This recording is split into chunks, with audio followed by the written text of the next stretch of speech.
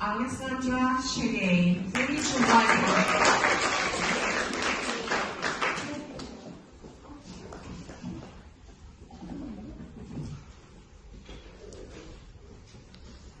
Hello, my name is Alexandra Shigai, and I have a question for the audience. How many of you have used the internet today? Please raise your hands. Wow, more than half of the audience have. As we rely more on the internet today, it is important to see both its good and bad sides. Through Google, we can find new information. However, sometimes people spread deepfakes. Deepfakes are fake videos and images created by people through AI. Now, some of you might be wondering, what is AI? Artificial intelligence, commonly known as AI, is a computer system that performs tasks usually done by humans. And now, artificial intelligence can be good in areas like medicine and education. However, it has its own risks because of its misuse. Many good inventions were created for good purposes, but were later being misused.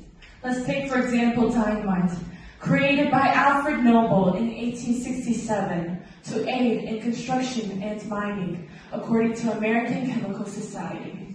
However, it was soon used to create bombs and other weapons, which caused Nobel to regret his decision of creating this invention. And now, almost a century after dynamite was created, John McCarthy invented AI. And because of its great misuse, it now turned into another bomb of destruction. Now, how did it all start? At first, people started making funny images, memes using AI. However, scammers used this advantage for something else. According to Bolster, it has been analyzed that scam activity has grown by 94% since 2020. And the problem with all this is that AI has become so advanced that scammers are not only able to create fake images, they're also able to generate anyone's voice using AI. And it has become so realistic that almost 70% of the world population cannot differentiate between AI-generated and real voices. Now let's take an example from a news article. According to CNN, a finance worker was scammed. He was on a video call conference with some coworkers and his boss, and he was told to pay out $25 million. But what he did not know was that everyone on the video call was AI-generated. And now, there's not much we can do about AI and scammers, since they will never go away. However, we can protect ourselves by following these 5 simple steps. Number 1, not sharing our personal information to strangers.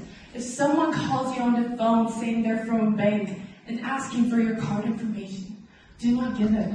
Number 2, talk to a family member or friend about the situation before taking any further action.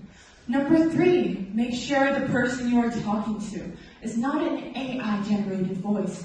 Ask a few questions only you and the person you are talking to know the answers to. Number 4, have strong passwords. Do not use the same password on every device or site.